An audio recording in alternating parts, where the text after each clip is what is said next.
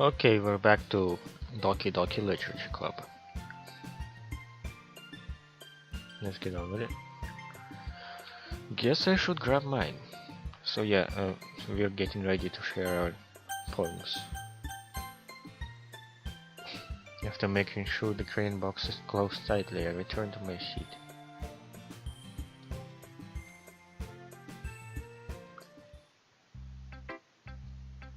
Who should I show my poem to first? Okay, let's go Monica first. Hi again, I guess. How's the writing going? Alright, I guess. I'll take that. As long as it's not going bad. I'm happy that you're applying yourself. Maybe soon you'll come up with a masterpiece. You wouldn't count on that. You never know. Want to share what you wrote for today? Sure, here you go. It's a pile of gibberish. And give my poem to Monica. Dots, dots, dots. Alright. It's pretty good. Makes me think of Sayori like the other one that you wrote. Yeah, I guess my writing is like mostly the stuff that Sayori likes. And some Yuri stuff. You two are like the dynamic duo. That's kind of exaggerating it. Yeah, probably. But you do spend a lot of time with her even in this club, don't you? Then again, I don't blame you for being a little shy. I am not shy, it's just...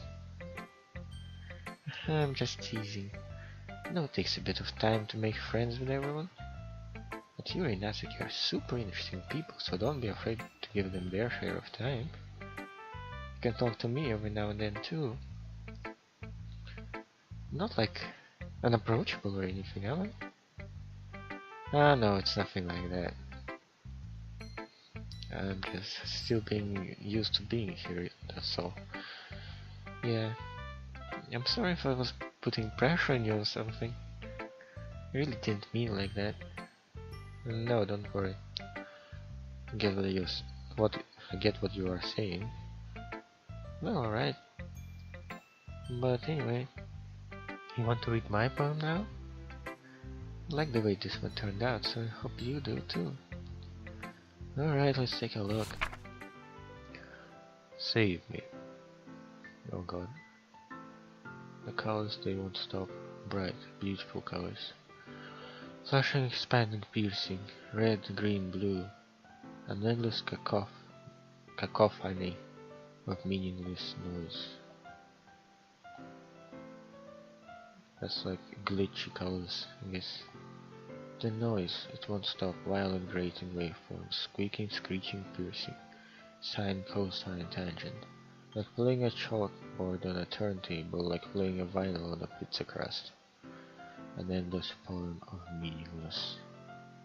Load me.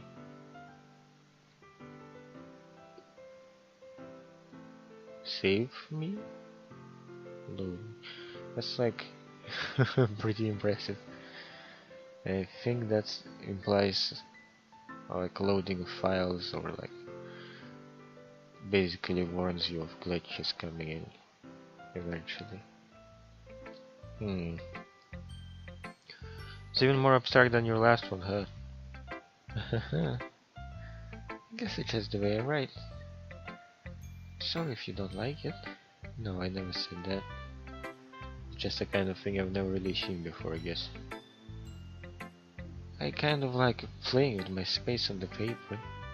Choosing where and how to space your words can totally change the mood of the poem. It's almost like magic. The way I wrote the lines really short makes it feel like they're trying to speak over the noise. I see. It's still hard for me to tell what it's about though. Sometimes asking what a poem is about isn't the right question. A poem can be abstract as a physical expression of a feeling, or a conversation with the reader. So putting it that way, not every poem is about something. Maybe they're instructions to saving her and then loading her again. Oh. Anyway, here is Monica's writing tip of the day. Sometimes you'll find yourself facing a difficult decision. When that happens, don't forget to save your game. Dude, like, I get if it's don't forget to save your game, but if we were in the actual classroom and you said that, they'd probably go like, life isn't a game, yo. You can't just make save points. You never know when you might change your mind, or when something unexpected may happen. Wait, is this deep even about writing? What am I even talking about? Yeah. That's my advice for today. Thanks for listening. Who should I show my poem to next? Okay, nice advice. No, new ones. It's like 9 pages, so I got plenty of space. Boom, boom, boom.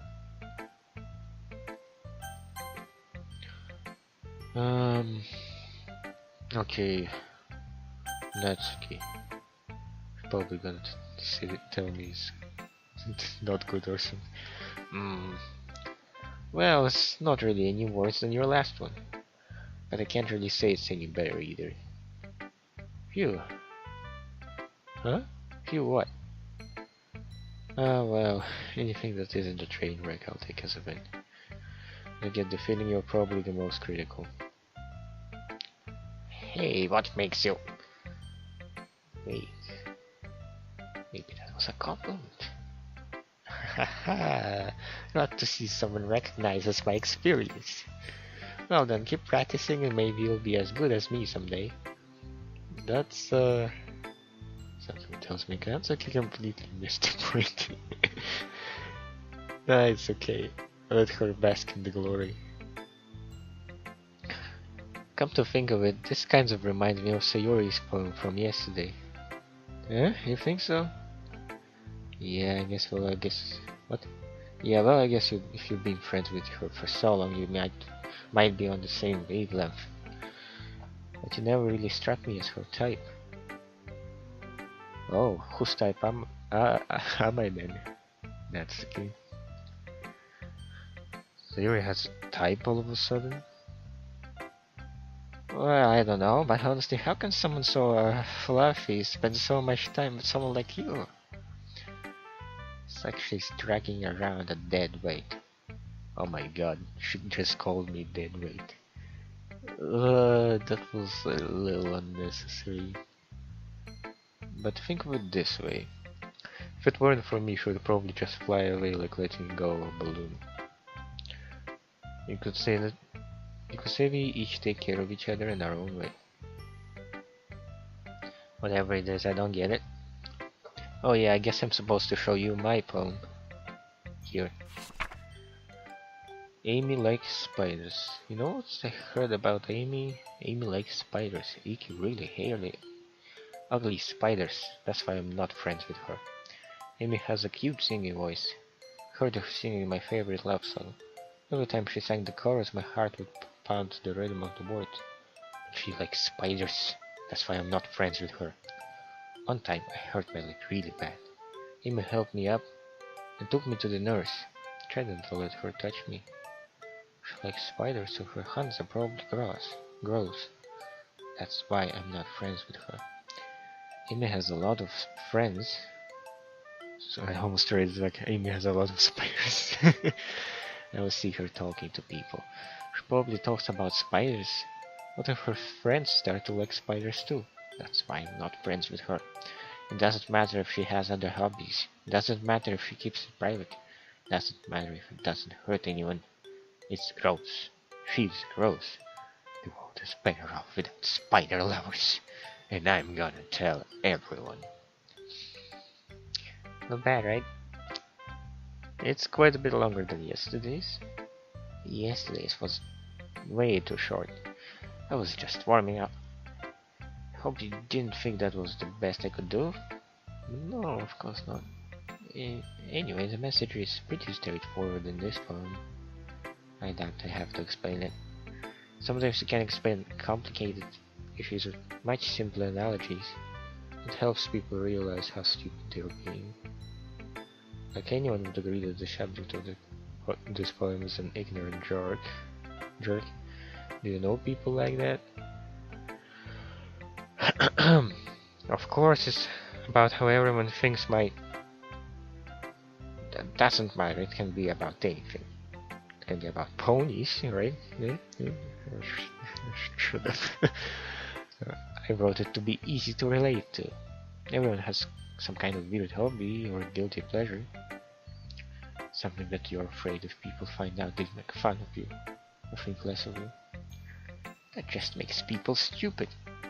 Who cares what someone likes as long as they're not hurting anyone that makes them happy? I think people really need to learn to respect others for liking weird things. Well, you are definitely right. At least I can relate to that. And I'm sure a lot of other people can too. It's what I do best after all. I don't like writing unless there's a good message to take away from it. Like conveying emotions is important. I want to make people think, not just feel. Remember that. I'm gonna write a good one for tomorrow too, so look forward to it. I've been looking forward to it. Okay then, Sayori. Agus, I really love your poems. You didn't even read mine yet. I can't believe you've been hiding these from me. Eh? I'm not hiding anything. But your poems are so good. Yesterday's and this one's too. I think she might have a crush on the character. You can't tell me you haven't done this before. I mean, you are really the only one who feels that way, so... Huh? No way. Not even Natsuki? Well, I guess Natsuki is the least likely to admit how much she likes something. But I don't think it's that. What do you mean? Well, I guess I'll be honest about it. It's a lot easier to write poems when I'm thinking about you. Oh. Eh? What? Stop thinking weird things, idiot. I just mean that you're a really expressive person, I guess. How am I supposed to write poems about my own stupid life? You somehow made everything in your life an adventure. Even the little things. Like cooking. Let's talk about that. So yeah. I guess what I'm saying is that I can feel more feelings through you than I can through myself. We have that kind of weird connection. It's your fault for getting in my business all the time. Grumpy grump. Eh? I don't know if I understand. You never understand when I try to explain things to you, do you, Sayori? That's what you said. Hey! Not a kid, you know? You sure about that? Maybe. Sayori starts fiddling with her pencil between her hands. Hey, Alice. Will you give me your poem? Finders keepers. I kinda want to keep it. Huh? Why? Because feelings... love. Well... it's the first time you've written something for me. A double exclamation mark. Sayori, you completely misunderstood.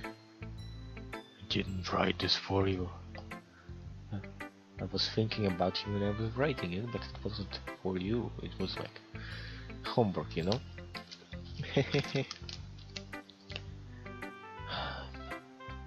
Are you even listening anymore? Well, whatever. I'll give it to you when we go home. Really? Snap. I broke my pencil. Wow, she got very excited. Okay, crisp break.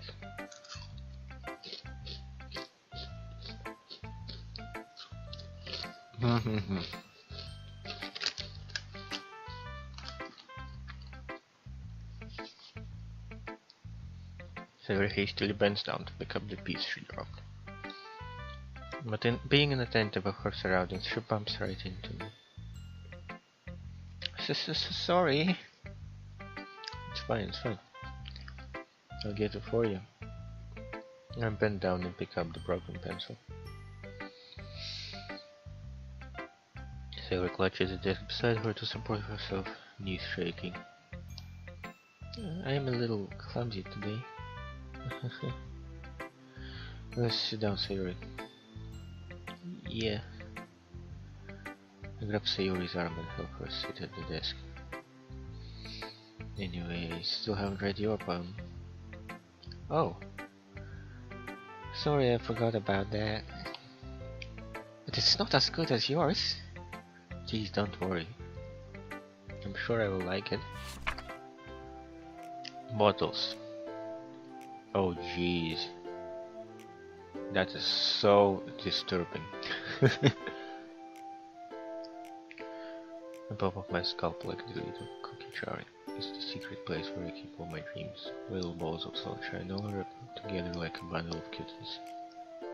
I reach inside with my thumb and forefinger and pluck one out. It's warm and tingly, but there is no time to waste. I put it in a bottle to keep it safe. And I put the bottle on the shelf with all the other bottles. Happy thoughts, happy thoughts, happy thoughts in bottles. All in a row. That's very long. My collections makes me lots of friends. Each bottle I starlight to make amends. Sometimes my friend feels a certain way. Down comes a bottle to save the day. Night after night, more dreams. Friend after friend, more bottles. Deeper and deeper my fingers go, like exploring a dark cave, discovering the secrets hiding in the nooks and crannies. Digging and digging, scraping and scraping, blow dust off my bottle caps. It doesn't feel like time elapsed. My empty shelf could use some more. My friends look through my locked front door. Finally, all done, I open up and in come my friends. In they come in such a hurry. Do they want my bottles that much? Frantically pull them from the shelf, one after the other, holding them out to each and every friend, each and every bottle.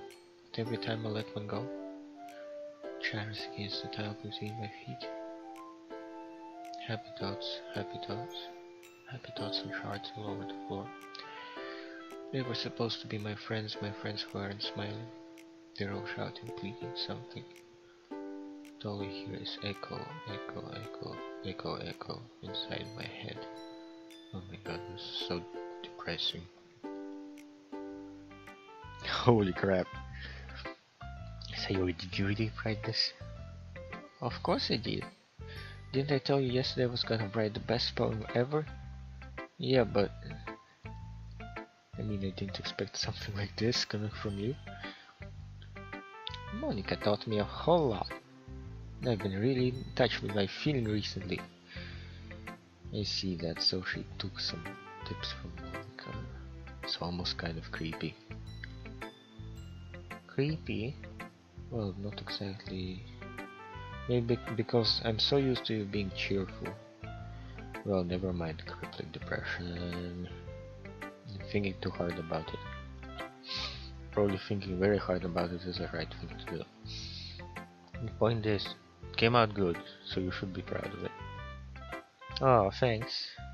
I feel like it was meant to express myself. I feel like I was meant to express myself this way.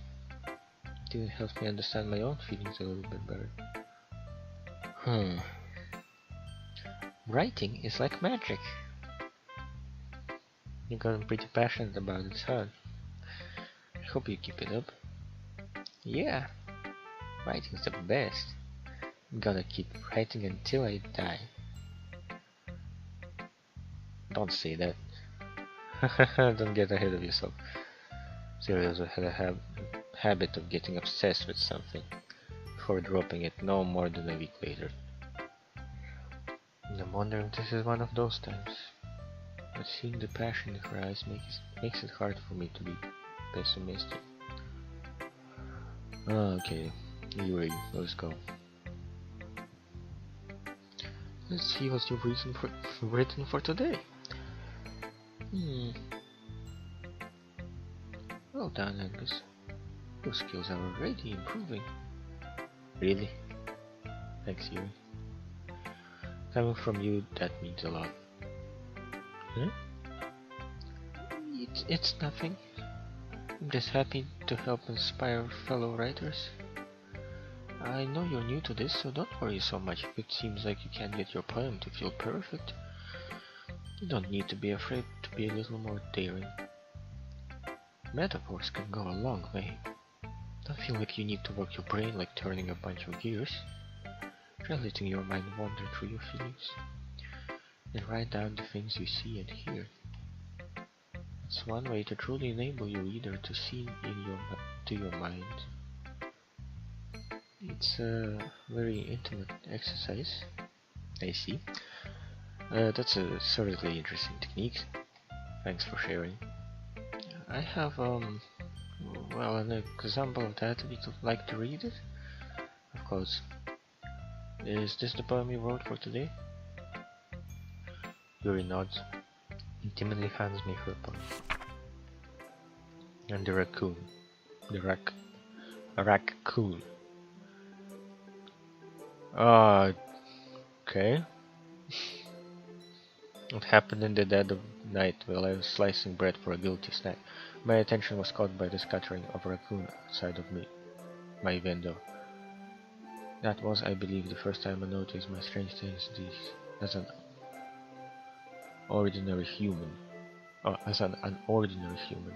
I gave the raccoon a piece of bread, my subconscious well aware of the consequences.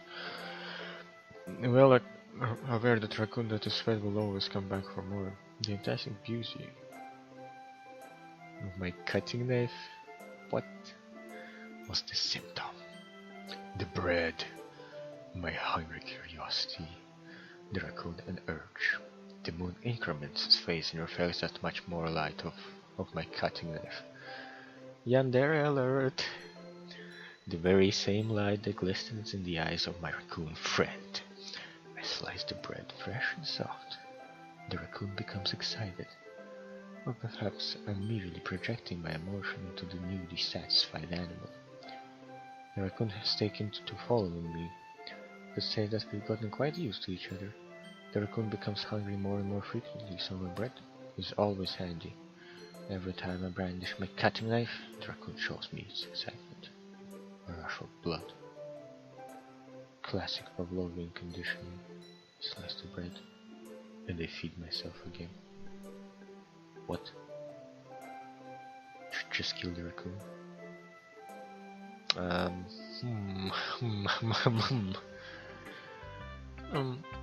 I was a little more daring with this one than yesterday's.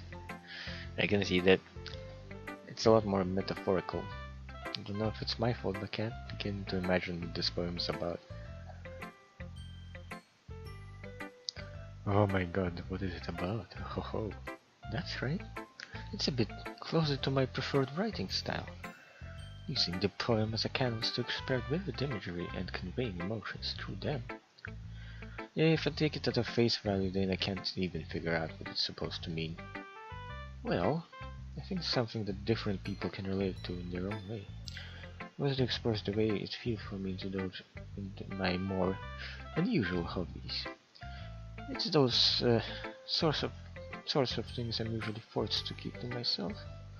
So I sometimes enjoy writing about them, like cutting knives and Pavlovian conditioning. That's funny. Did Natsuki also write something about that? About something being ridiculed for a strange interest? Huh? She did? Yeah. She was talking about how it doesn't matter what you're into as long as you're not hurting anybody. She's right. I mean, does she really feel that way? Yeah. Sounds like you two have that in common. That's interesting. To me, she seemed like the kind of person who would make fun of my hobbies. But I suppose that's my fault for judging, isn't it? Ah, please don't tell her I said that. Don't worry, I have no reason to. Okay. Well, thank you for sharing it with me. After all, if I had learned to embrace my own weirdness, I would probably hate myself. I might be ranting a little bit now, but I'm glad that you're a good listener. Okay, everyone, we're all done reading each other's poems, right? I have something extra planned today, so if everyone could come sit at the front of the room. Oh my god, what's the extra? Okay, how about I save and record it for the next video. Thanks for watching. See you in the next video, guys.